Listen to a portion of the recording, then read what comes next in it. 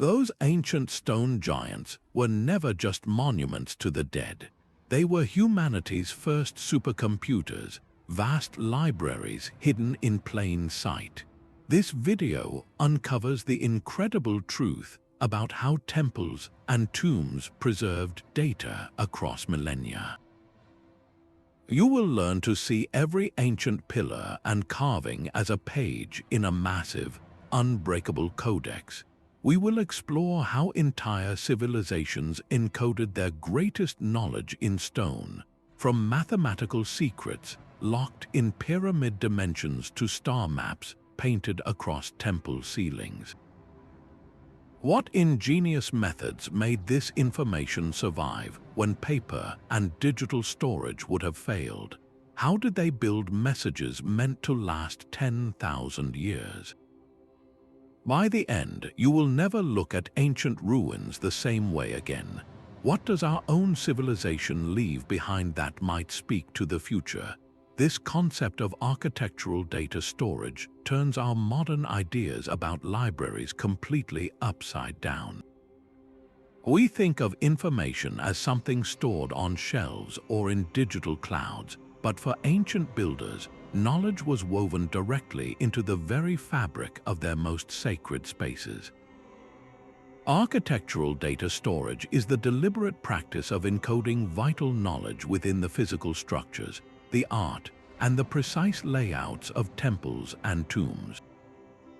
These were never single-purpose buildings. They were multidimensional repositories where profound spiritual meaning lived side by side with practical, even scientific, information. The Egyptologist Dr. Elena Petrova describes them as living encyclopedias, where every single column, every corridor, and every intricate carving was designed with a dual purpose. One layer was for ritual and reverence, and the other was for preserving data in the most durable medium imaginable, stone. This brilliant strategy guaranteed that the knowledge would outlast fires, floods, or the decay that would inevitably destroy any papyrus scroll or clay tablet. It created a permanent intersection of architecture, astronomy, mathematics, and epic storytelling. To see this principle in its most awe-inspiring form, we must begin with the ancient world's ultimate data vault, the Great Pyramid of Giza.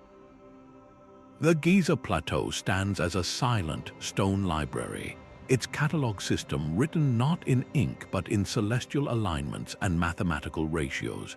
These pyramids are far more than royal tombs. They are perhaps the most sophisticated data preservation system from the ancient world. Every aspect of their construction was an act of encoding. The Great Pyramid's near-perfect alignment with true north, accurate to within a tiny fraction of a single degree, is a feat that would challenge modern engineers even with advanced tools. This was not merely for show. It embedded a fundamental understanding of our planet's rotation into the very foundation of the building. The internal architecture continues this theme. The so-called air shafts leading from the king's chamber were not for ventilation, but are precisely angled to point directly at specific stars central to Egyptian belief, like Sirius and the constellation Orion. These shafts acted as a permanent, stone-based astronomical calendar, locking the pharaoh's journey to the stars into the fabric of the monument. The walls of these structures served a dual purpose. The hieroglyphs and intricate carvings we often see as purely religious narratives also functioned as detailed technical manuals. They preserved advanced knowledge of medicine, with recipes for treatments we are still understanding today. They encoded engineering principles and complex mathematics within the proportions of the art itself. Even the very stone holds secrets, with recent scientific scans revealing the presence of previously unknown voids and chambers deep within the Great Pyramid. What knowledge might these hidden rooms contain? The purpose of these spaces remains one of archaeology's greatest mysteries, but their existence confirms that the pyramid was designed as a comprehensive repository, intended to safeguard its most vital information in the most secure vaults imaginable. This architectural strategy of hiding knowledge in plain sight was not unique to the Egyptians. It was a global phenomenon that appeared in civilizations separated by vast oceans and millennia. Far to the east of the Egyptian sands, another civilization was perfecting its own version of the stone library. The massive ziggurats of Mesopotamia rose from the plains like man-made mountains, their stepped terraces reaching for the heavens. But these structures were far more than just stairways for the gods. They were the administrative and intellectual hearts of the world's first great cities, functioning as both religious centers and enormous integrated data storage facilities. While the Egyptians carved their knowledge into stone, the Mesopotamians perfected a different, equally durable medium, the baked clay tablet. Thousands of these tablets, inscribed with the intricate wedge-shaped script known as cuneiform, were systematically embedded within the very fabric of the ziggurats and their surrounding temple complexes. They preserved a breathtakingly wide range of human knowledge, from the harsh, detailed sentences of Hammurabi's legal code to precise instructions for predicting celestial events and improving crop yields. The most famous collection was the Library of Ashurbanipal in Nineveh, a royal archive boasting over 30,000 individual tablets. Yet this great library was just the crown jewel of a much broader, more resilient system. Temples and administrative buildings across Mesopotamia, from Ur to Babylon, served as nodes in a vast, distributed data network. This was a civilization-wide strategy for safeguarding its collective memory. The priest-scribes who managed these repositories were the ancient world's librarians and system administrators, developing sophisticated cataloging methods. They organized knowledge by domain, dedicating specific chambers or sections to astronomy, law, medicine, or economic records. This systematic approach meant that a scholar in one city could, in theory, understand the organizational logic of a temple library in another. This decentralized model provided a powerful form of data redundancy long before the concept had a name. Consider the Epic of Gilgamesh, one of humanity's oldest surviving stories. It was not stored in a single, vulnerable location. Copies of the epic were carefully maintained across multiple temple libraries throughout the region. When individual cities inevitably fell to war or natural disaster, their local copies might be lost, but the story itself lived on in other cities, other temples. The survival of Gilgamesh's saga through millennia is a direct result of this ingenious, distributed preservation network. It was a system designed not just to store information, but to ensure it could withstand the unpredictable tides of history. This fundamental principle of scattering knowledge to keep it safe would find a stunning parallel in a completely different part of the ancient world. Across the Atlantic, the Maya were building their own stone encyclopedias deep within the rainforest. Their pyramids and temples were not just places of worship, but sophisticated timekeeping devices and astronomical observatories, engineered with a precision that still astounds modern scientists. The entire civilization operated on a grand architectural calendar, where buildings themselves counted the passage of days and tracked the complex dance of planets.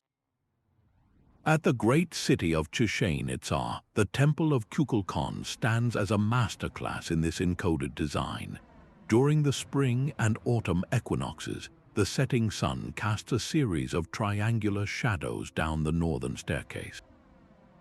These shadows connect with stone serpent heads at the base, creating the stunning illusion of a massive, undulating serpent slithering down from the heavens.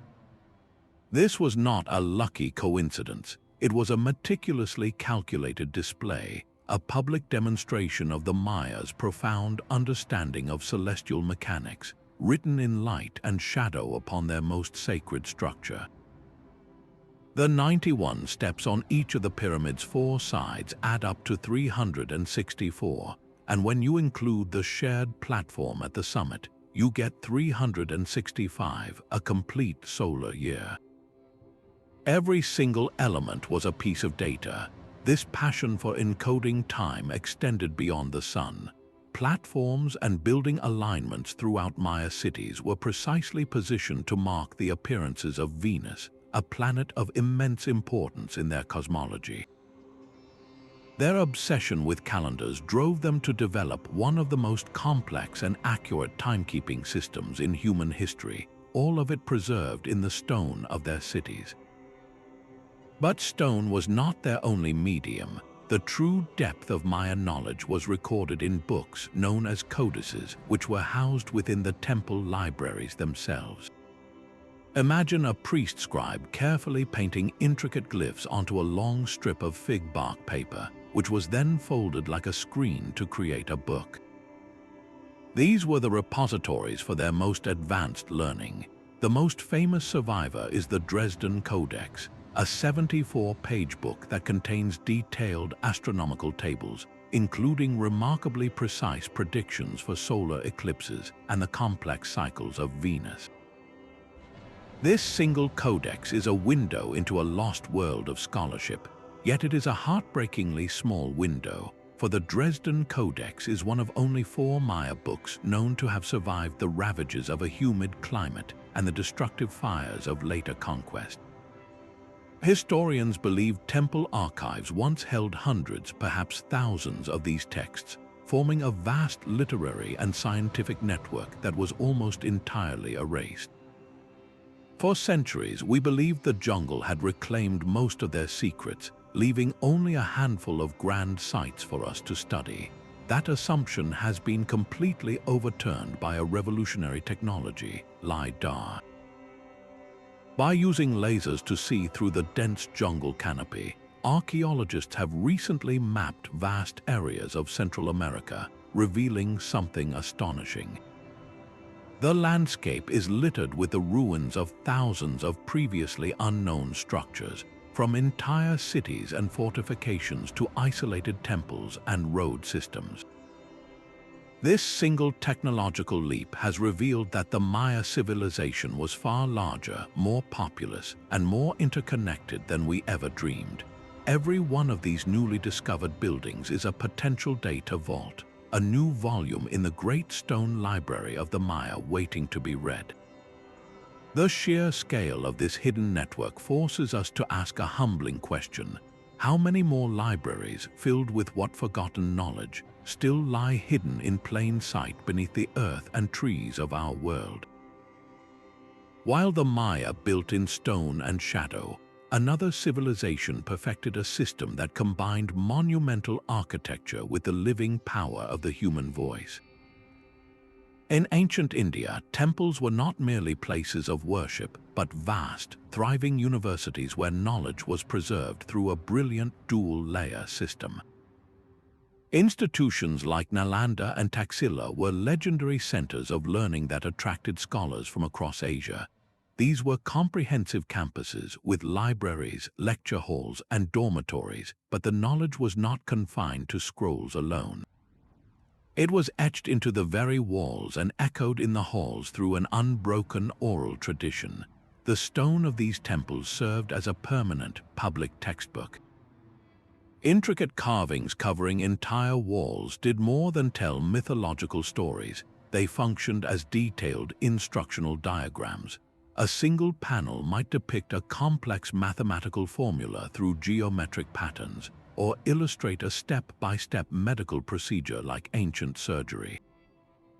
Philosophical debates were frozen in stone, with different schools of thought represented by opposing figures in a visual dialogue. The entire layout of a temple was itself a lesson, built according to the principles of Vastu Shastra. This ancient science of architecture encoded a deep understanding of environmental harmony, aligning structures with cosmic and terrestrial energies to optimize light, ventilation, and energy flow for the inhabitants. Consider the Shore Temple at Mahabalipuram, a structure that has withstood the pounding waves of the Bay of Bengal for over 1,000 years. Its survival is a testament to its engineering, but its true genius lies in its alignments. The temple is precisely oriented to capture the rays of the sun and moon during specific celestial events, turning the building into a giant stone calendar. Nearby, elaborate temple tanks were not just ritual bathing ponds, they were sophisticated early water management systems. Their step designs and complex hydraulic networks, which included channels, filters, and storage systems, preserved advanced engineering knowledge about water harvesting, purification, and distribution for the entire community. Yet stone can be worn away by time. The true resilience of this system came from its second layer, the living library of the oral tradition known as parampara. This was a rigorous, disciplined method of knowledge transmission from teacher to student. Complex texts, from epic poems to intricate mathematical theorems and astronomical charts, were memorized with perfect fidelity through rhythmic chanting and constant repetition. A student would spend years internalizing this knowledge, making it a part of their very being before they were permitted to pass it on to the next generation. This created a powerful redundancy. The same information existed in two forms: the fixed, silent library of the temple walls and the dynamic, living library carried in the minds of the scholars. If the physical structure was damaged, the knowledge could be reconstructed from memory. If a generation of scholars was lost, the architectural codes remained as a permanent backup. This symbiotic relationship between the permanent and the perishable created one of the most robust data preservation systems the world has ever known. It makes you wonder, in our age of fragile digital clouds, what have we forgotten about building systems that can truly last? The resilience of India's oral traditions highlights a profound truth. Knowledge survives not by being kept in one perfect vault, but by being scattered, duplicated, and woven into the very structures of society. We find this same principle at work in the classical world, far from the shores of India. While the legendary library of Alexandria captures our imagination, its tragic burning also reveals the fatal flaw of a centralized archive. True preservation happened elsewhere, in the countless temples that dotted the Greek and Roman landscapes. These sacred spaces were the unsung heroes of classical knowledge, decentralized centers that often survived when a single great library fell. Consider the Temple of Apollo at Delphi. To the ancient Greeks, it was the very navel of the world, a place where kings and commoners alike sought divine guidance. But behind the mysterious prophecies uttered by the Pythian priestess, the temple functioned as a massive, secure data repository. Within its most sacred inner chamber, the Aditon, the priests safeguarded far more than cryptic verses. They maintained extensive archives detailing the entire history of Greek colonization. These were the founding documents of new cities, records of treaties that ended wars, and meticulous observations of the natural world. A city-state planning to send its people across the sea to establish a new colony would first consult the oracle, but they would also study the temple's records, learning from the successes and failures of those who had gone before them. This was a living library of geopolitics and practical science, all stored within the inviolable walls of a sanctuary. The Romans took this concept of the temple as a knowledge store and engineered it into their architecture on a monumental scale. Their temples were not just homes for the gods, they were public demonstrations of imperial power and technical genius. The Pantheon in Rome stands as the ultimate example. Its breathtaking dome was a revolutionary feat of engineering, a concrete hemisphere cast in a single pour that created the world's largest unsupported span for centuries. The building itself is a mathematical treatise written in stone and space. The diameter of the rotunda is exactly equal to its interior height, creating a perfect, harmonious sphere within the building. The precisely placed oculus at the dome's apex does more than just allow light and rain to fall through. It functions as a gigantic celestial timepiece, the beam of sunlight sweeping across the interior to mark the hours and seasons. This was data storage through structural genius, a way to encode principles of geometry, physics, and astronomy into a form that could never be burned or lost to decay. Beyond these architectural marvels, temple precincts throughout the Roman world housed specialized libraries dedicated to law, medicine, and philosophy. These were often attached to the main sanctuary, creating a direct link between spiritual life and intellectual pursuit. The survival of a single text, the architectural writings of Vitruvius, demonstrates the power of this system. His multi-volume work, De Architectura, was essentially a detailed technical manual for building everything from aqueducts and harbors to temples themselves. It preserved the sum total of Roman engineering innovation, from the perfect proportions of classical columns to the recipe for their world-changing concrete. For centuries, these writings were copied and stored in temple and monastic libraries across Europe. When Renaissance architects rediscovered Vitruvius, they found the complete blueprint for a lost science, allowing them to revive classical principles and spark a revolution in art and building. The knowledge had been kept safe, not in a famous central library, but in the quiet, persistent archives of countless local institutions. This decentralized network of stone and scroll ensured that the light of classical learning would never be fully extinguished. These priestly custodians were the master librarians of the ancient world, the human minds that gave purpose to the stone. A temple's walls could encode the motions of Venus, but without a trained interpreter, they were just patterns in rock. The Egyptian priesthood, for instance, operated from a special institution known as the Per-Ankh, the House of Life. This was not merely a library, but a vibrant scriptorium and university combined. Here, priest scribes meticulously copied and recopied sacred texts onto papyrus scrolls, preserving everything from advanced medical treatises and complex mathematical problems to guides for interpreting dreams and conducting rituals. Their work was an endless cycle of preservation, ensuring that even if a single scroll decayed, its knowledge lived on in a dozen new copies. This was active, living data management.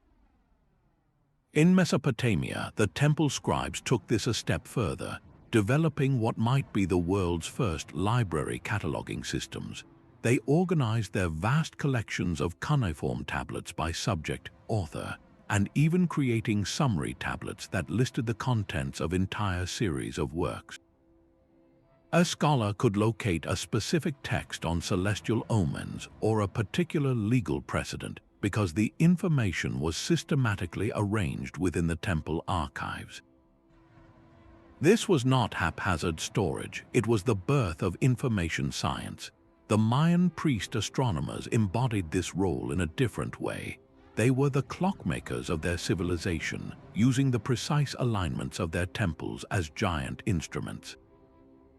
They would observe the slit of light from a doorway as it fell on a specific marker on the solstice, or track the path of a star through a window in an observatory tower. Their deep, memorized knowledge of celestial cycles, combined with the fixed stone calendar of the architecture, allowed them to predict eclipses and planetary movements with an accuracy that still stuns modern astronomers. The true genius of these custodial systems, however, lay in their deliberate redundancy. Knowledge was never stored in just one format. A complex astronomical concept would be recorded in 3 ways simultaneously. It would be written down in a sacred codex, encoded into the alignment of a temple corridor, and memorized as part of a lengthy oral chant passed from master to apprentice. This triple-layer system created an incredible safety net. If invaders burned the codices, the architectural alignments remained. If an earthquake toppled the temple, the oral tradition could, in theory, rebuild it.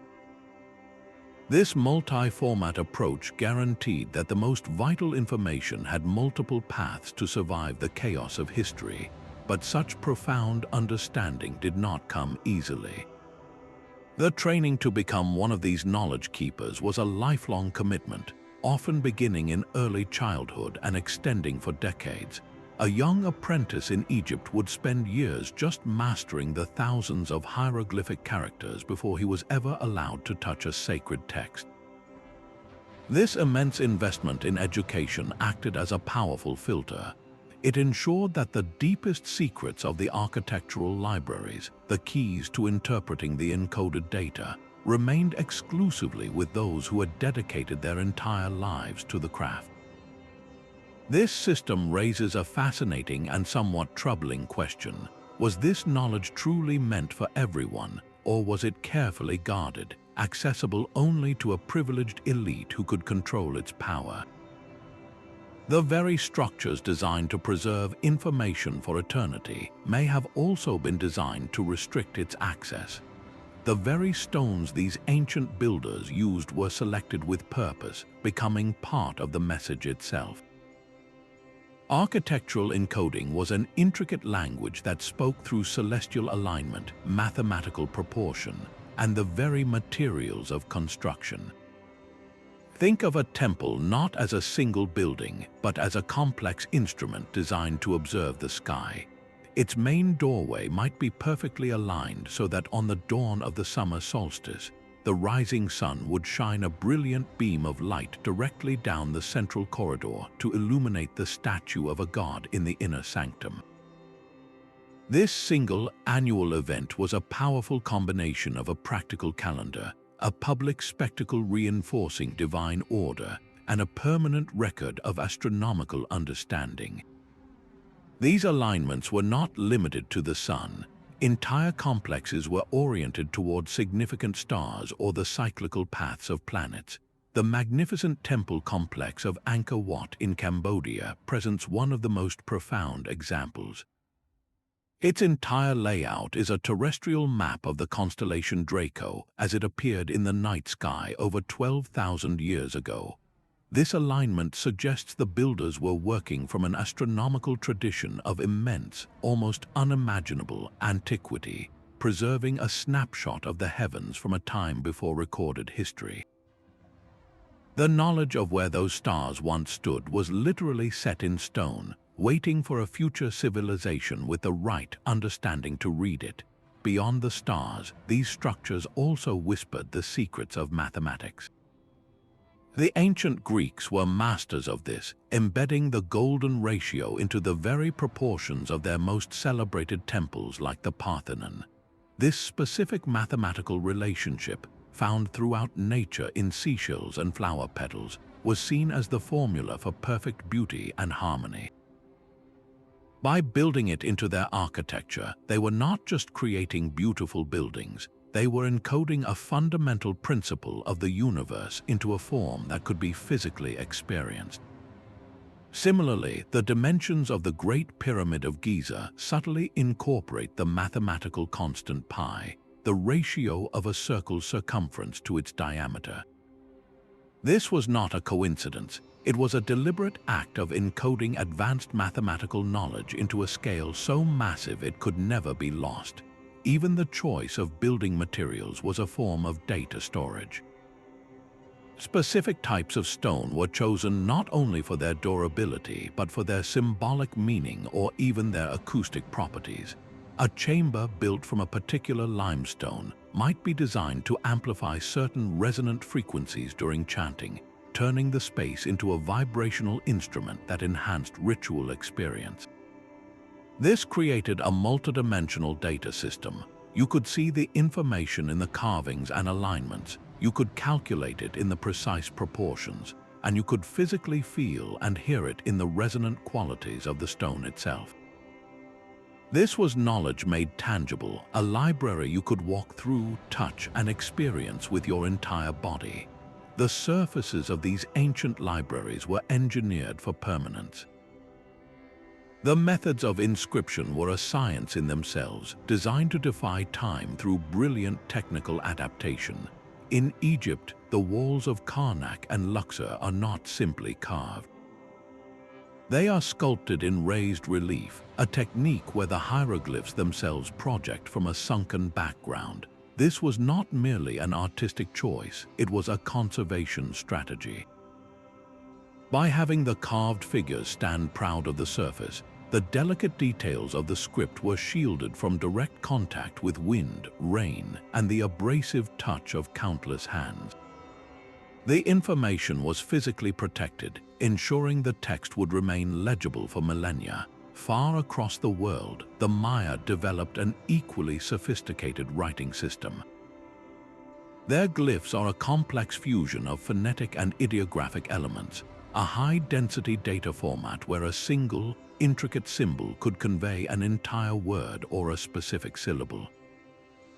This allowed them to pack vast amounts of historical, astronomical, and genealogical information into the limited space of a stone lintel or a stairway step. The famous Rosetta Stone is the ultimate testament to the temple's role as a multi-format archive. This granodiorite slab, originally displayed within a temple precinct, carries the same decree in 3 distinct scripts: hieroglyphic, demotic, and ancient Greek. It was a public notice, yes, but its creation was an act of preservation, ensuring that the priestly, administrative, and ruling classes could all access the same vital information. The stone itself was a key, proving that temples were hubs for managing knowledge across different languages and literary traditions. This principle of accessibility through alternative formats appeared in remarkable ways. In the rock-cut temples of India, one can find sections of wall covered in deeply etched repetitive patterns. These are not mere decoration. They functioned as a kind of ancient braille, allowing trained priests to read sacred texts or mantras by running their fingers over the stone in complete darkness, ensuring the knowledge remained accessible even when light failed. Meanwhile, in Chinese temples, artisans developed a layered lacquer technique for important inscriptions. They would inscribe characters onto wooden panels, then apply multiple layers of lacquer, each one sealing and protecting the text beneath from humidity, insects, and the dramatic shifts in temperature that would quickly destroy paper or paint. Every civilization was solving the same fundamental problem: how to make information last, but their solutions were perfectly tailored to their unique environments. From the sun-scorched deserts of Egypt to the torrential rains of the Maya rainforest, each method was a localized triumph of engineering over entropy. These were not random acts of carving, they were deliberate, optimized systems for data permanence. But these libraries did not only speak to the eyes, they were designed to be heard. The stones themselves were tuned instruments, engineered to preserve information through sound. This is acoustic data storage, a system where entire buildings functioned as resonant chambers, encoding knowledge not in symbols but in vibrations that could directly shape human consciousness. The hypogeum of Hal Saflieni on Malta offers one of the most profound examples. This labyrinthine underground temple, carved from solid rock over 5,000 years ago, contains a remarkable chamber now called the Oracle Room. When a person with a deep voice speaks or chants within this specific oval room, the sound does not simply echo. It creates a powerful, resonant frequency that vibrates through the entire body, a sensation that can feel both physically overwhelming and mentally transporting.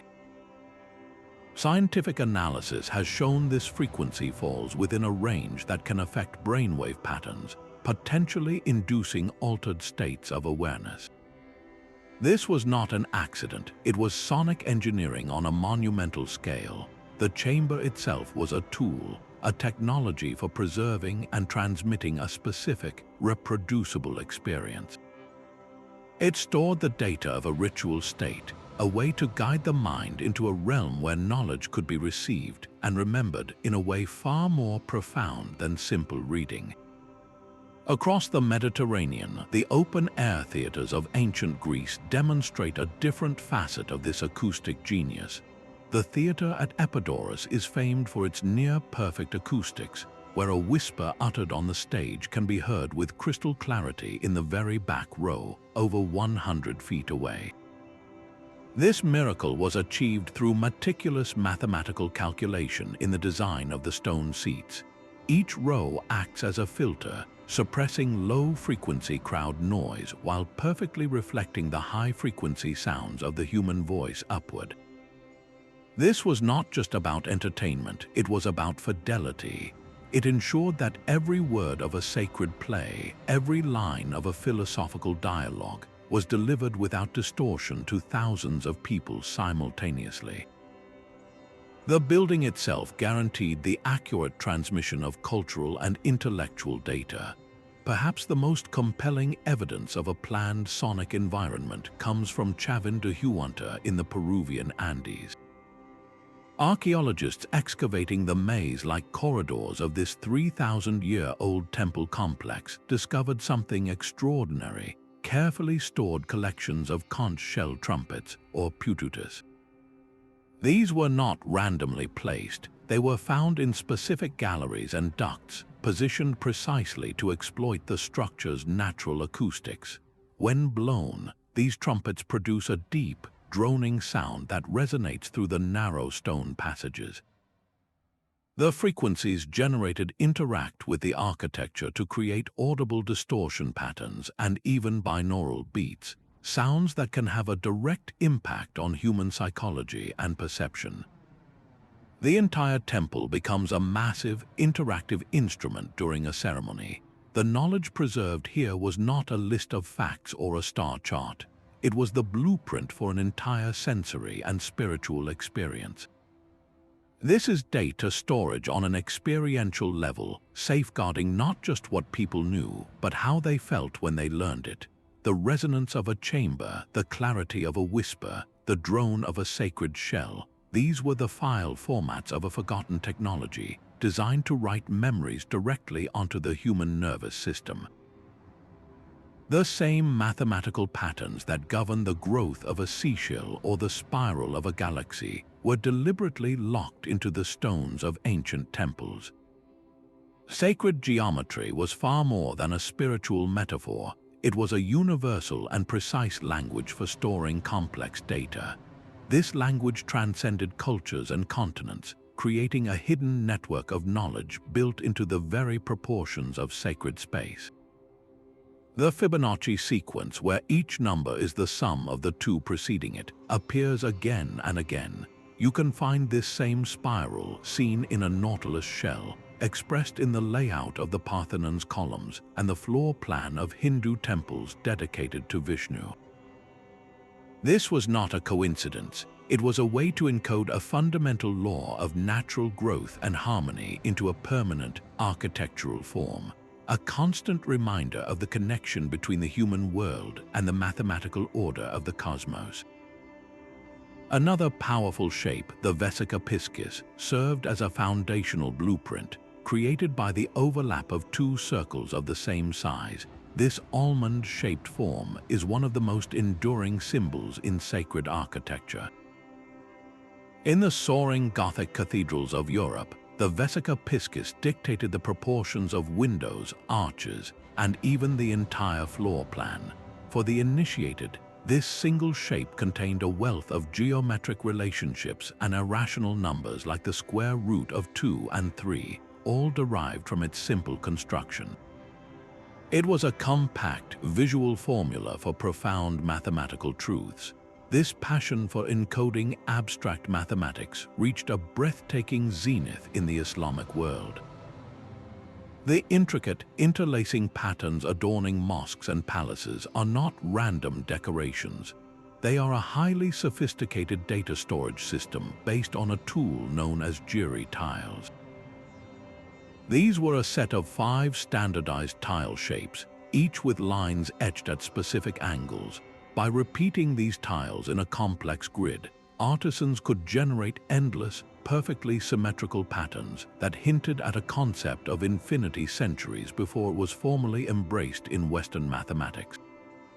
These patterns preserve advanced understanding of tessellation, quasi-crystalline geometry, and self-similarity, all embedded in the walls of buildings meant to last for eternity.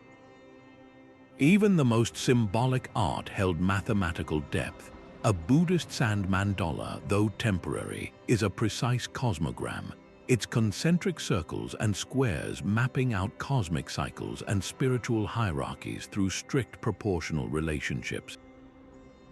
Similarly, the Native American medicine wheel, with its spokes radiating from a central cairn, functions as a calendar, a solar observatory, and a model of the universe, all defined by its sacred numerical and geometric structure. This creates a stunning realization. A scholar from ancient India looking at the geometric patterns of a mosque, or a Gothic architect studying a Hindu temple plan, would recognize a shared visual language. They might not share a spoken tongue or a common god, but through the universal constants of mathematics expressed in stone, they could access the same core principles about the nature of reality. Sacred geometry was the original open-source code, a cross-cultural data storage system designed to be read by anyone, anywhere, who possessed the key to its silent, elegant language. These stone observatories were more than just buildings pointed at the sky. They were permanent hard drives for celestial data. Consider the Najdra temple complex on the Mediterranean island of Malta. Its lower temple is a masterwork of solar alignment, constructed from massive limestone slabs over 5,000 years ago. On the spring and autumn equinoxes, the first rays of the sun shine directly through its main doorway, illuminating the central axis. During the summer solstice, the sunlight cuts a distinct, narrow beam along the edge of a specific megalith to the left of the doorway, and on the winter solstice, the same phenomenon occurs to the right. This is not a vague alignment, it is a precise, three-point solar calendar carved in stone. The architecture itself marks the most critical turning points of the year, storing the knowledge of Earth's journey around the sun in a format that requires no translation and cannot be erased. It is a clock that never needs winding, a calendar that never needs turning, a scientific instrument that has been quietly taking measurements for millennia. This principle of encoding entire methodologies reaches a breathtaking scale at Angkor Wat in Cambodia. The famous bas reliefs along its gallery walls do more than depict epic stories from Hindu mythology. One specific panel, known as the churning of the ocean of milk, is also a sophisticated celestial chart. The arrangement of devas and asuras, the gods and demons, pulling on the serpent Vasuki, corresponds directly to the positions of stars and constellations in the night sky during specific astronomical events. It is a star map disguised as a religious narrative, preserving not only what the sky looked like at a significant moment in time, but also how the culture interpreted and contextualized those celestial patterns within their worldview. This is the storage of both data and doctrine, the what and the why intertwined. Perhaps the most specialized of these ancient observatories is the Caracol at Chichen Itza. This unique, round tower stands out dramatically from the rectilinear Maya architecture surrounding it. Its name means snail, a reference to the spiral staircase inside, but its function was profoundly astronomical. The building is peppered with narrow, strategically placed slits in its thick walls. These were not windows for air or light, they were precision viewing ports. One set of these slits is aligned with the northern and southern extremes of Venus as it appears in the evening sky. The Maya held Venus in awe, associating its cycles with war and divine power. Their priests needed to predict its appearances with absolute accuracy. The Caracol gave them the tool to do it. By watching the planet's movement through these fixed stone apertures over many years, they could refine their understanding of its complex 584-day cycle. The building itself was a permanent research facility, a device that stored the methodology for tracking a wandering star. This is the ultimate genius of these structures. They preserved the very process of science. A priest 1,000 years after the Caracol was built could walk inside, look through the same slits, and repeat the observations, rediscovering the cycles for themselves. The knowledge was not locked away in a forgotten language. It was active, built into the instrument. The temple was both the library and the laboratory, a fusion of form and function that kept celestial knowledge alive and verifiable across countless generations. While temples were living libraries for entire communities, tombs perfected a different kind of data preservation, operating as meticulously sealed time capsules. The goal here was not ongoing access but perfect stasis, capturing a complete cultural snapshot in a single, definitive act of burial. A temple's knowledge was for the living to use and add to, but a tomb's knowledge was meant to be perfectly preserved for eternity, locked away in a pristine state. The most famous example is, of course, the tomb of Tutankhamun. When Howard Carter first peered into the antechamber in 1922, he saw not just gold but a frozen moment in time. The contents were a comprehensive inventory of pharaonic life, from golden chariots and military equipment revealing ancient engineering and combat strategies, to ornate furniture, elaborate clothing, and even his favorite board games. This was not merely a collection of grave goods, it was a deliberate preservation of an entire lifestyle, a data set of material culture meant to sustain the king in the afterlife and inform the gods of his earthly stature. Every object, from a simple pair of sandals to a ceremonial dagger, was a data point about technology, artistry, social hierarchy, and daily existence. This principle of contextual preservation reached a staggering scale in China with the tomb of Qin Shi Huang. His terracotta army is far more than thousands of individual statues. It is a complete military archive cast in clay. The soldiers are not randomly placed, they are arranged in precise, battle-ready formations. The vanguard of archers and crossbowmen is followed by the main force of infantry and chariots, with officers distinguished by their elaborate armor and unique hairstyles. This arrangement preserves detailed knowledge of ancient Chinese military science, unit organization, and tactical doctrine. The very postures of the soldiers, the types of weapons they hold, and their spatial relationships to one another form a three-dimensional manual on warfare from the 3rd century BC. Each figure is a unique record of armor design, hairstyle, and even facial expression, creating an unparalleled census of an ancient population. Across the Pacific, a similar story was unearthed at the Moch tomb of the Lord of Sipan in Peru. When archaeologists carefully excavated this royal burial, they found the ruler surrounded by a complete set of ceremonial regalia. He wore a magnificent headdress made of gold and silver, intricate nose ornaments, and held ceremonial scepters. He was flanked by his wives, guards, and even a dog, all arranged in a specific, meaningful order. Before this discovery, much of Moch culture was a mystery. The tomb provided the key. The layered regalia and the sacrificial companions revealed the complex structure of their society, their religious beliefs about the afterlife, and the immense ceremonial power wielded by their leaders. It was a data set that decoded an entire civilization, providing the contextual framework needed to understand the art and architecture they left behind. This is the unique power of the tomb as a data vault. Unlike a temple, which is edited and altered over centuries, a royal tomb represents a single, decisive deposit. It is a moment frozen in amber, a perfectly preserved packet of information sealed against time. The builders of these tombs understood that knowledge is not just about facts, but about context. A weapon alone tells you little, but a weapon found in the hand of a soldier standing in a specific formation within a vast army tells you everything about the society that created it. These sealed environments were the ultimate act of faith in the future, a belief that someone someday would break the seal and read the story they had so carefully buried.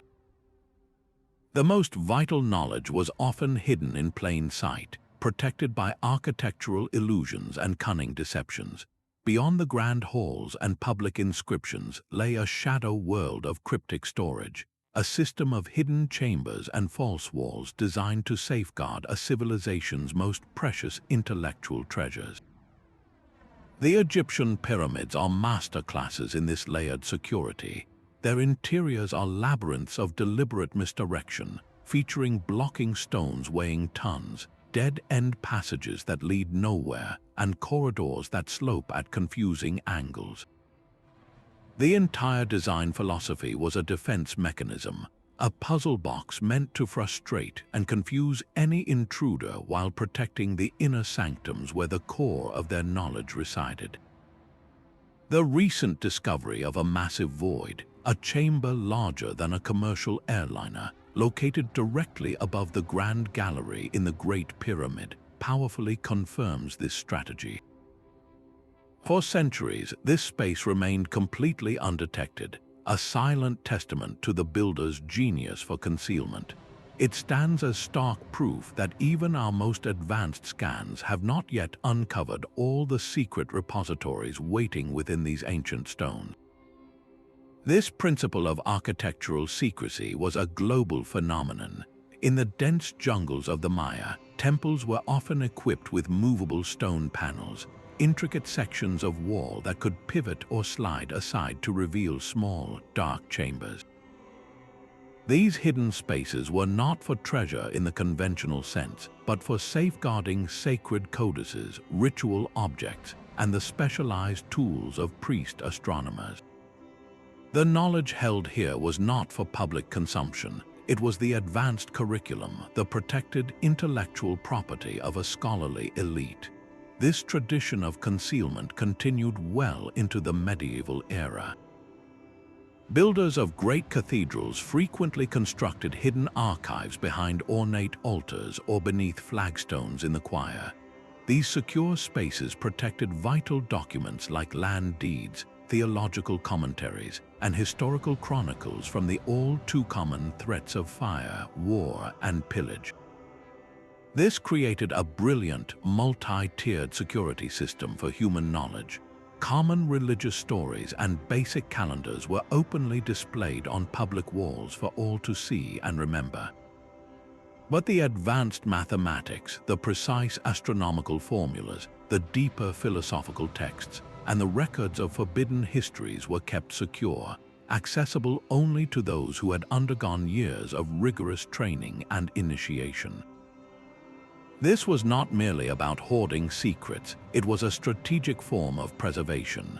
By restricting access to the most powerful and complex information, these priestly custodians ensured it would not be misunderstood, corrupted, or deliberately destroyed during times of social collapse or invasion.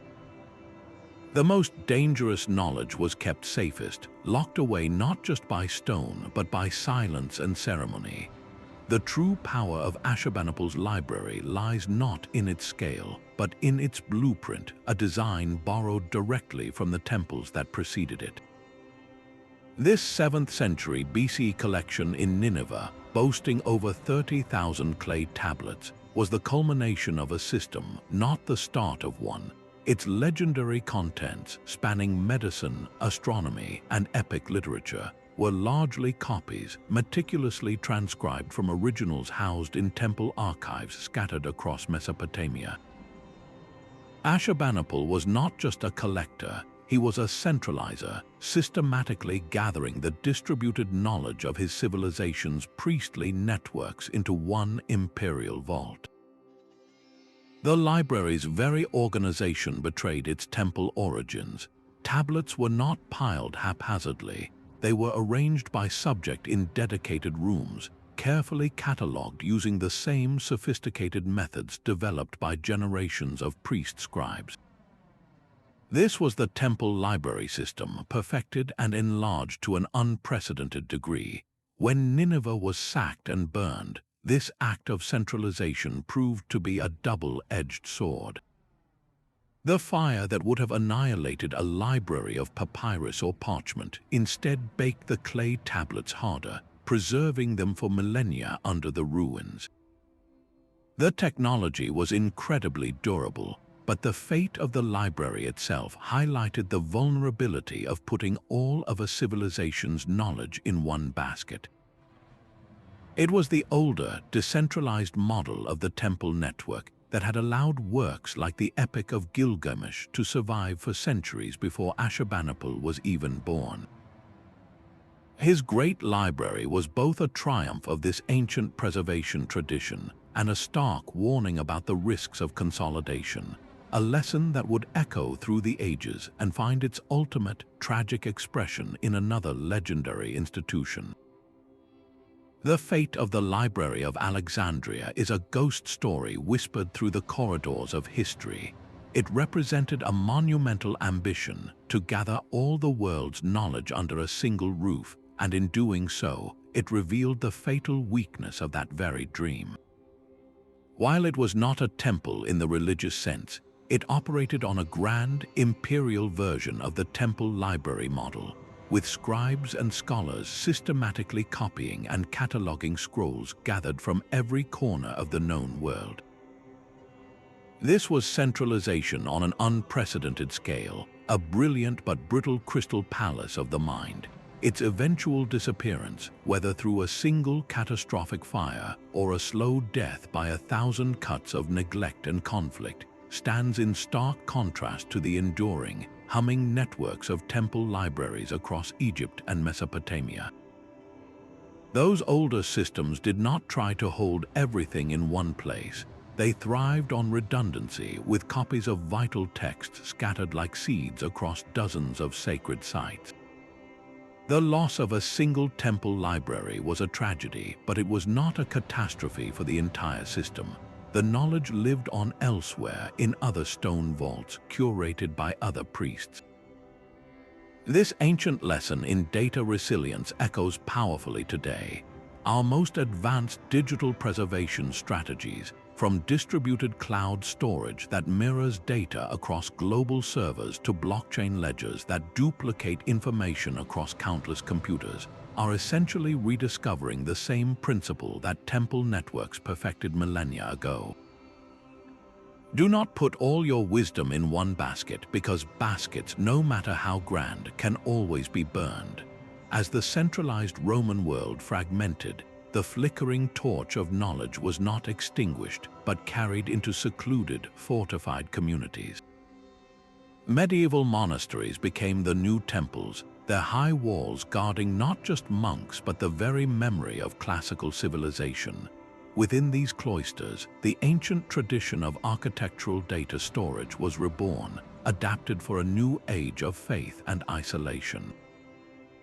The scriptorium was the beating heart of this system, a sacred workshop where the patient, painstaking work of copying manuscripts replaced the stone carver's chisel.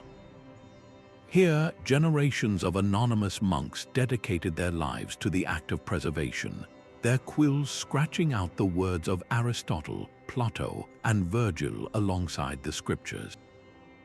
This was not merely duplication, it was an act of translation across time, ensuring that the intellectual wealth of the ancient world would survive the collapse of the empires that created it.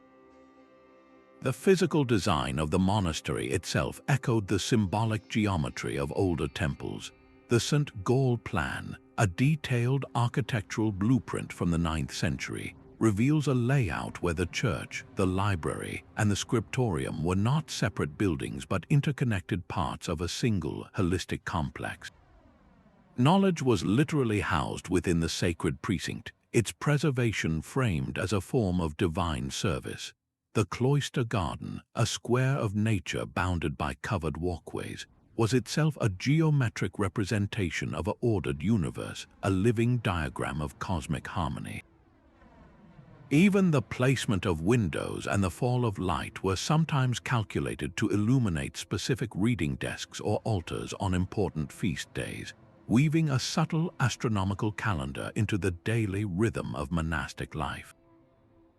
This was the temple model, stripped of its pagan gods but retaining its core function, the symbiotic preservation of wisdom and worship. By safeguarding the classics alongside the liturgy, these monastic communities became the unsung librarians for 1,000 years of European history, ensuring that the data encoded in the great stone libraries of the past would one day find its way onto parchment and eventually into the modern mind. But the stone giants of the Maya were not the only libraries in the rainforest. The most advanced knowledge also traveled in a portable format, the intricate screenfold books known as codices. These were the compact, mobile extensions of the temple library system, allowing priest astronomers to carry vital data with them. Imagine a long, continuous strip of paper, crafted from the inner bark of a fig tree or sometimes softened deerskin, coated with a fine white plaster to create a perfect writing surface. This strip was then folded back and forth like a screen to create a book that could be opened and read page by page. These were not casual notebooks, they were dense repositories of sacred and scientific information, containing complex almanacs for agriculture, divination calendars for forecasting events, detailed guides for rituals, and meticulous historical records of royal lineages. The most famous survivor, the Dresden Codex, is a masterwork of this form. Its 74 pages include incredibly precise astronomical tables dedicated to the cycles of Venus. These charts allowed Maya priests to predict the planet's appearances and disappearances from the sky with an accuracy that would not be matched in Europe for centuries.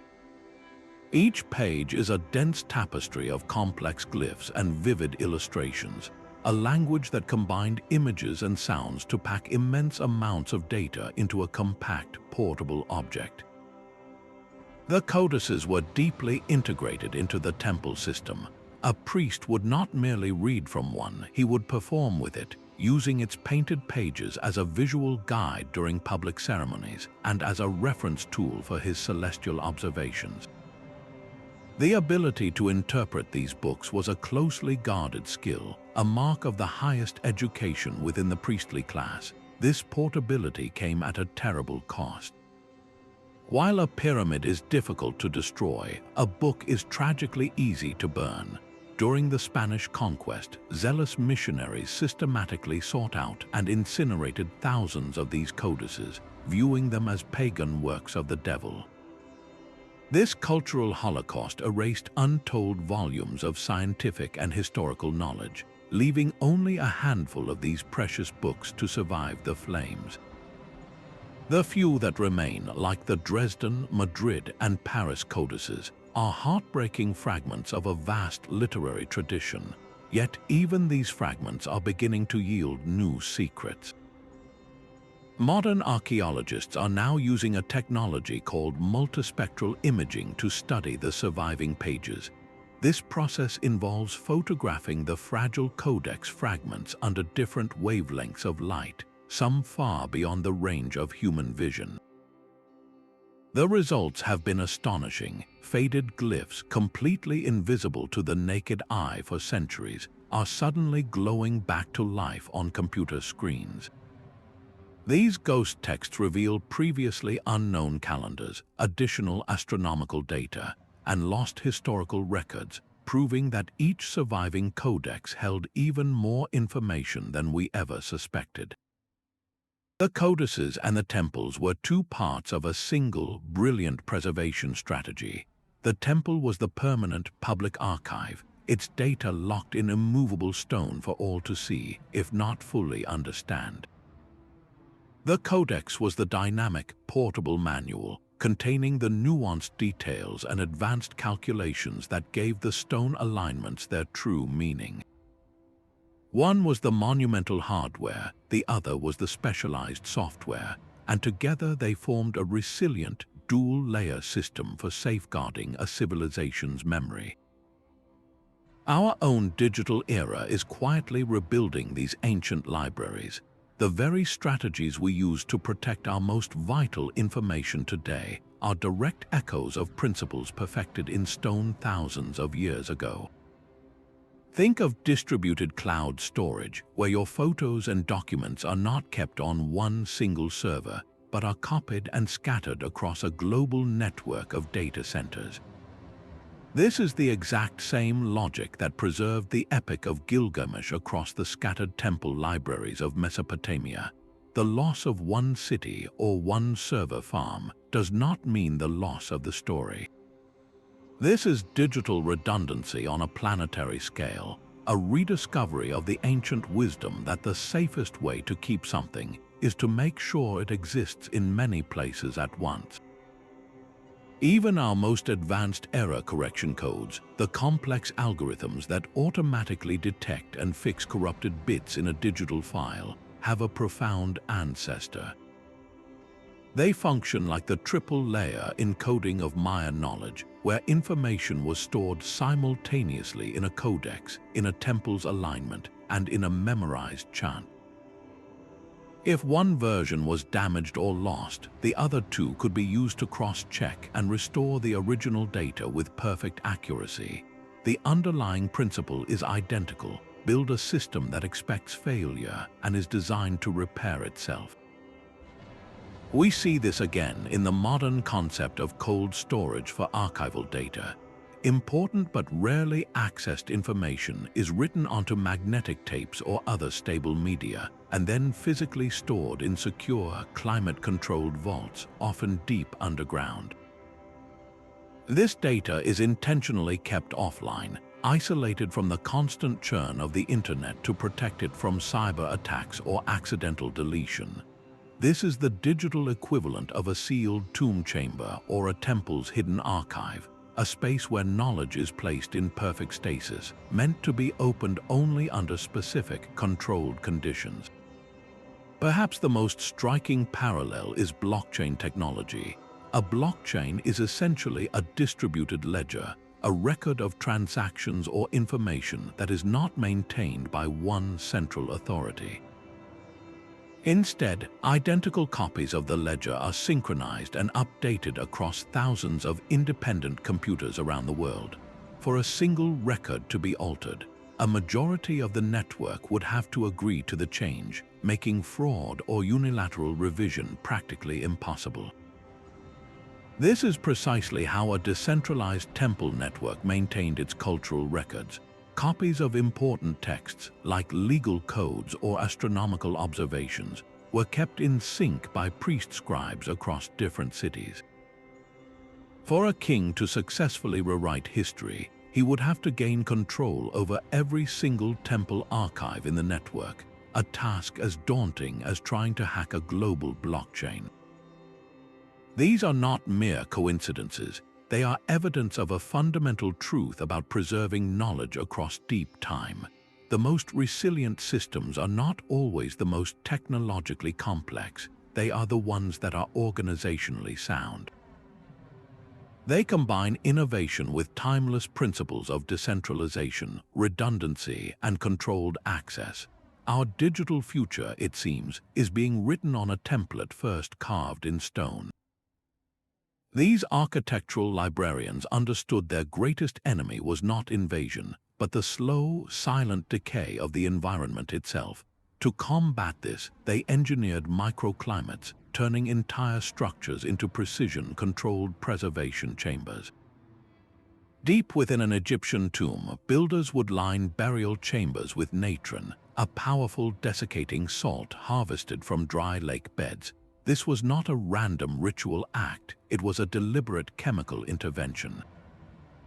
The salts actively pulled every trace of moisture from the air, creating a bone-dry atmosphere that stopped the growth of mold and bacteria in its tracks, preventing organic materials like wood, linen, and even the bodies themselves from rotting.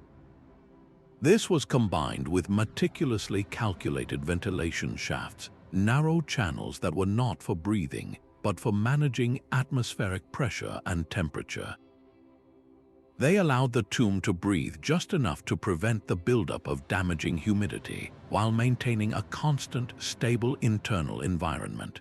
The goal was perfect stasis, a bubble of arrested time sealed within the rock. Far across the world, the Maya faced the opposite problem, a climate of suffocating humidity and torrential rains.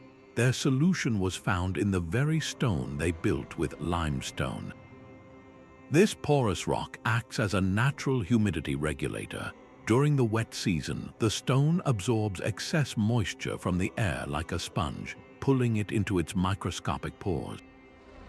Then, when the air becomes dry, the limestone slowly releases that stored moisture back into the environment. This constant, passive exchange created a remarkably stable humidity level inside temples, protecting the precious bark paper codices stored within from the destructive cycles of swelling and shrinking that would quickly destroy them. This was not magic, it was a brilliant application of material science, using the inherent properties of local stone to build a self-regulating preservation system. Sometimes the most effective method was the simplest, complete isolation. The survival of the Nag Hammadi Library, a collection of early Christian texts written on papyrus, is a perfect example. Around the 4th century, someone carefully placed 13 leather-bound codices inside a large, sealed clay jar and hid them in a cave in the Egyptian desert. The jar created a sealed, dark, and incredibly dry microenvironment, a perfect time capsule that protected the fragile papyrus from light, oxygen, and fluctuating humidity for over 1,600 years. This same principle of using natural geology preserved the Dead Sea Scrolls in the caves of Qumran.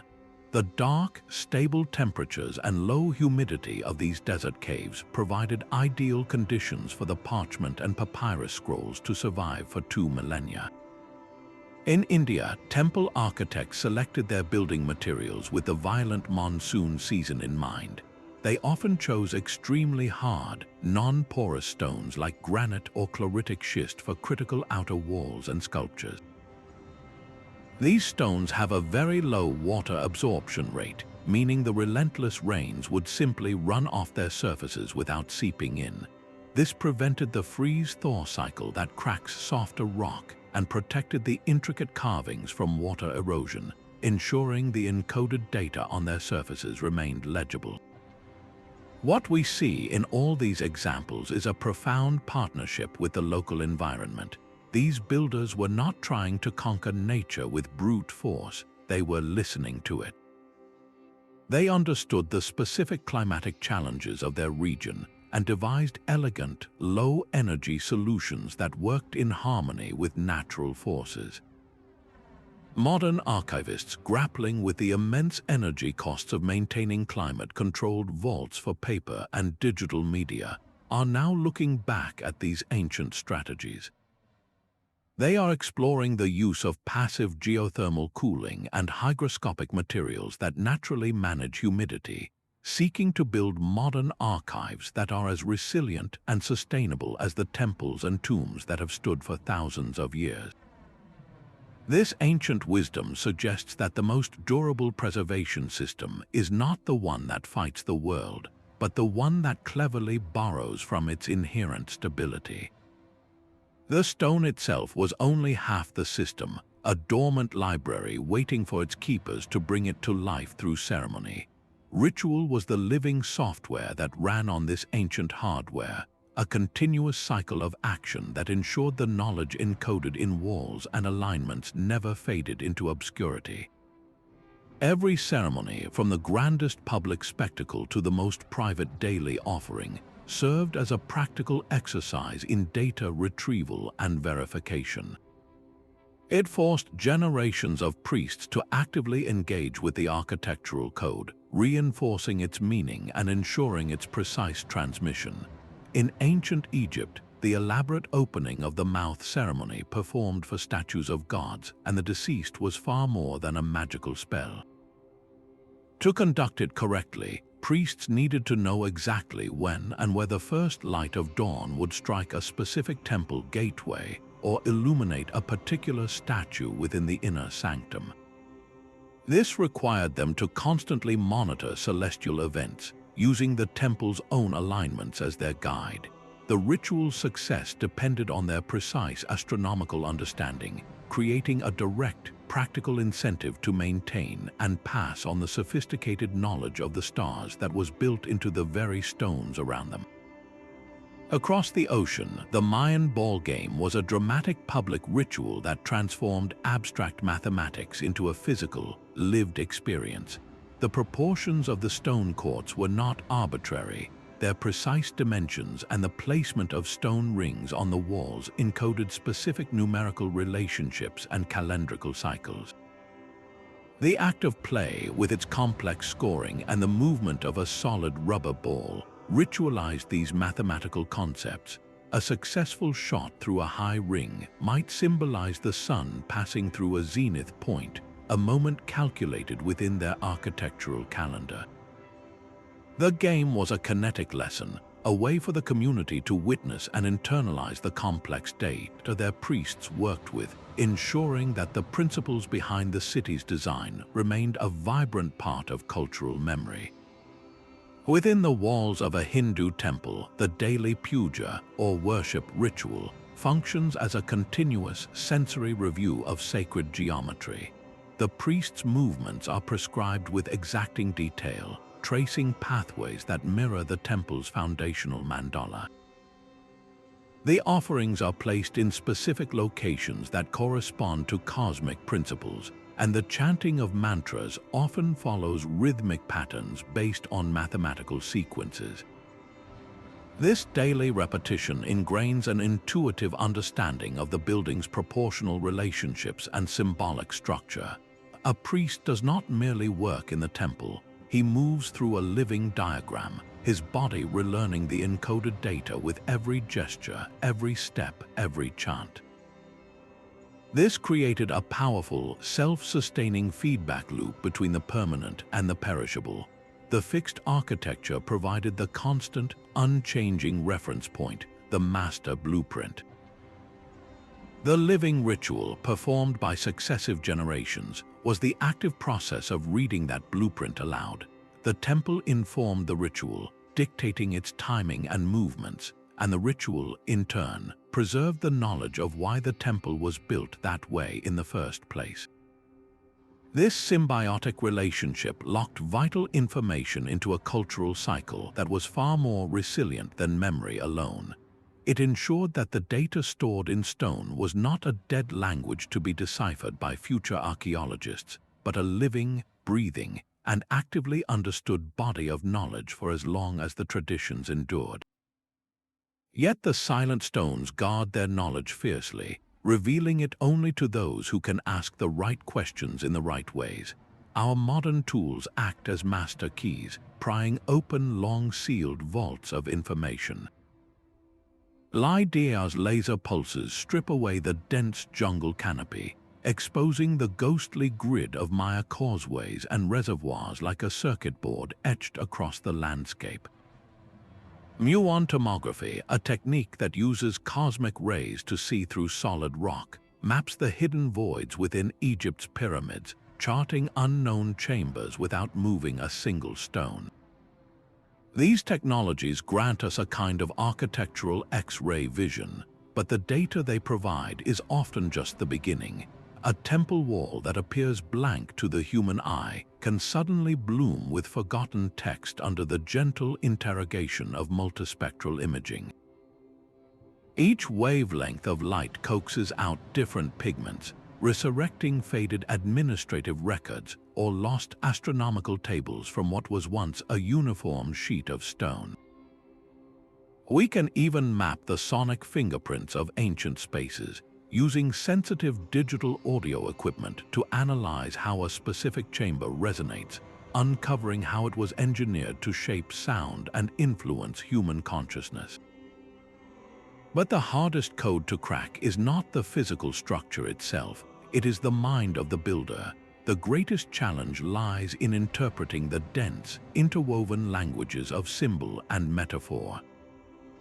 A single carved panel in an Egyptian temple might simultaneously encode a precise mathematical ratio, reference a specific star's position at a historical date, and narrate a mythological story about a god's journey.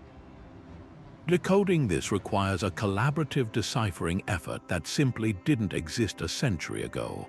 A modern team might include a mathematician, an astrophysicist, a linguist, and a mythologist, all working together to untangle the different strands of information woven into a single architectural element. This interdisciplinary approach is our best hope for true understanding, but it also reveals the immense sophistication of these ancient systems.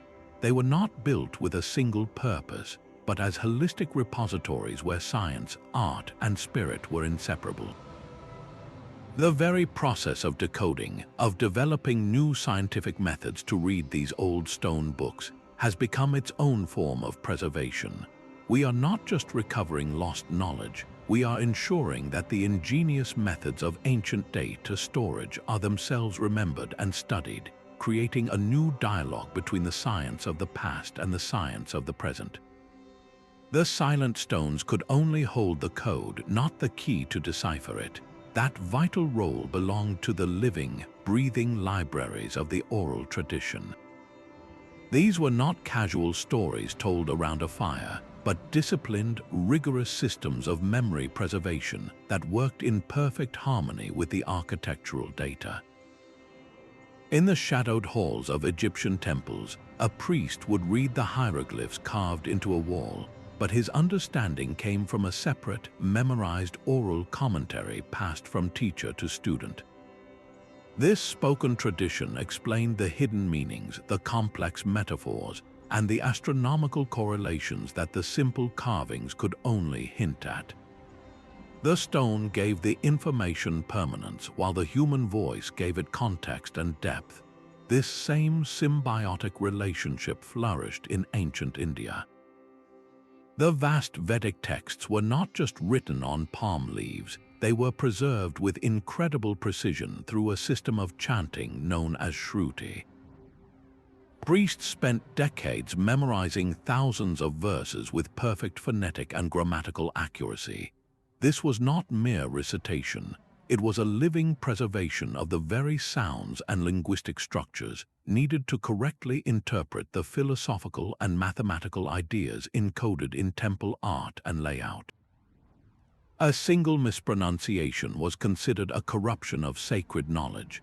The oral tradition was the dynamic software that ran on the stone hardware, ensuring the messages etched into pillars and walls never became a dead language. Across the globe, Native American cultures perfected this same principle. Their intricate oral histories were far more than folklore. They were detailed repositories of geographical, botanical, and astronomical data. A story about a hero's journey might contain precise descriptions of landscape features, water sources, and the timing of seasonal migrations. This spoken knowledge directly complemented physical structures like the Great Serpent Mound in Ohio or the medicine wheels of the plains. The arrangement of stones in a medicine wheel could mark solstice sunrises, but the oral tradition preserved the deeper significance of those alignments, the ceremonies to be performed, and the ecological knowledge tied to that specific moment in the celestial calendar. The architecture provided a fixed public reference point, and the oral history provided the operational manual. This created a brilliantly resilient two-part backup system for an entire culture's most vital information. If a drought forced a community to migrate and their medicine wheel was forgotten, the knowledge of how to build and use a new one could survive in their stories. Conversely, if a generation failed to pass on the oral tradition, the silent stones remained as a permanent prompt, a physical clue waiting for someone to rediscover their purpose. This interaction between the permanent and the perishable created a powerful shield against total amnesia. The loss of one system was a tragedy, but it was not necessarily the end. The other could act as a seed for rebuilding, proving that the most durable knowledge isn't just stored, it is lived. But unlocking these stone libraries forces us to confront a difficult modern dilemma. Who truly owns the knowledge we recover? Is a mathematical constant hidden in a Mayan temple a free discovery for all humanity? Or does it belong to the living descendants of the civilization that encoded it there? This is not a simple question of science versus spirituality. It strikes at the heart of cultural patrimony, the idea that a community has an inherent right to its own heritage. Consider the ongoing debates surrounding sacred sites like Uluru in Australia. For scientists, it is a geological marvel and a potential archaeological site. For the Anangu people, it is a living, sacred landscape, a library where every rock and crevice holds profound religious meaning. The very act of climbing it for study or tourism is seen as a deep desecration. This creates a direct conflict between the desire for universal access to knowledge and the right of a culture to control and protect its own spiritual legacy. International agreements like the 1970 UNESCO Convention provide a legal framework, establishing that nations have a sovereign right over their cultural property. But technology constantly outpaces these laws. When a research team uses a drone to scan a restricted ceremonial site, or when a corporation digitally recreates a sacred temple for a virtual reality experience without permission, they are navigating an ethical gray zone. The data may be gathered without ever touching a stone, but to the community, it can feel like a theft of the soul of the place. The challenge is even more subtle when it comes to interpretation. A team of Western archaeologists might decode a series of ancient symbols as a primitive calendar, but for a cultural insider, those same symbols are part of a living philosophical system, inseparable from songs, stories, and a specific way of seeing the world. When we extract the data and discard the context, we risk turning profound wisdom into a sterile fact, a process that can feel like a new form of intellectual colonization. The goal is no longer just to preserve knowledge, but to do so with humility, ensuring that the voices of the past, as understood by their living heirs, are part of the conversation. This ethical dimension transforms the ancient library from a simple vault of information into an ongoing relationship between the dead, the living, and the generations yet to come. The Great Pyramid's hidden chamber is a silent promise that our maps of the past are still full of blank spaces. This is not an isolated case. Across the globe, entire chapters of human ingenuity are waiting beneath the waves and under the sand, untouched and unread. Off the coast of Cuba, sonar has mapped what appear to be massive geometric stone structures lying in deep water. Their origins are a complete mystery, but their forms suggest a deliberate architectural logic. If these are indeed the ruins of a lost civilization, they represent a data preservation system adapted to a world we can scarcely imagine, one where the library was designed to be submerged, its knowledge locked away by the rising sea itself. Similarly, the strange stepped formations near Yonaguni, Japan, continue to provoke intense debate. Are they the work of nature or human hands? If they are artificial, they point to a culture that encoded its wisdom in a way that defies all our known categories, a language of stone written on the ocean floor. These underwater enigmas force us to reconsider the very timeline of human achievement. What if the most durable libraries were not built on land, but were intentionally placed where only a future society with advanced technology could find them? Our search is no longer confined to the Earth's surface. High-resolution satellite imagery now peels back the dense canopy of the Amazon rainforest, revealing the ghostly outlines of vast, interconnected settlements. Each of these lost cities is a potential data vault, its earthworks and road systems arranged in patterns we are only beginning to decode. The same technology is uncovering sprawling networks of ancient walls and foundations in the Sahara and the remote steppes of Central Asia, regions once thought to be empty backwaters of history. Every new, unidentified structure is another volume in a global library we did not know existed. Even our most familiar monuments are not fully understood. Stonehenge, studied for centuries, continues to reveal its secrets through ground-penetrating radar and chemical analysis of the stones themselves. Recent surveys have detected a massive ring of deep pits surrounding the monument, aligning with its solar axis.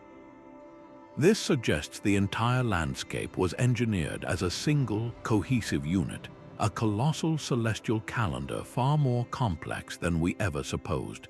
The data was not just in the standing stones, but in the empty spaces between them, in the very soil. We are on the verge of a revolution in our understanding.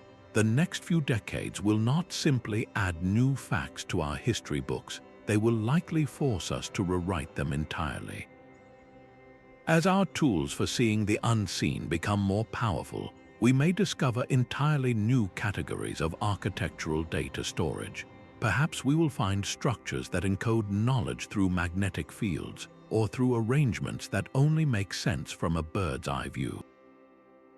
Each unexplored site is a locked door, and behind it could be a new way of seeing the world, a lost science that transforms our view of human potential. The greatest library of all may still be hidden in plain sight, its shelves stretching across the entire planet, waiting for us to learn how to read its language. The enduring genius of these stone libraries is not just their durability, but their profound integration of knowledge. They were never single-purpose buildings, but cohesive systems where architecture, astronomy, mathematics, and ritual worked in perfect harmony. A pyramid was a tomb, an observatory, a mathematical treatise, and a spiritual gateway all at once. This holistic approach created a resilient, multi-layered preservation network far stronger than any of its individual parts. The Egyptians and the Maya, separated by an ocean, both arrived at the same core principle: do not keep all your wisdom in one place. Their decentralized, redundant strategies, with knowledge scattered across temples and locked into different formats, offer a powerful lesson for our own digital age. Our cloud storage and blockchain technologies are, in essence, a rediscovery of this ancient logic, proving that the safest way to protect information is to weave it into a distributed, self-correcting web. This universal drive speaks to something deep within us, the desire to preserve knowledge, to send a message in a bottle across the vast ocean of time, is one of humanity's most defining and noble traits. When we peer into a hidden chamber with muon tomography or resurrect a faded glyph with multispectral light, we are doing more than just archaeology. We are answering a call sent thousands of years ago. We are joining an endless conversation, proving that the most important data we can preserve is the connection between the past, the present, and the future yet to be.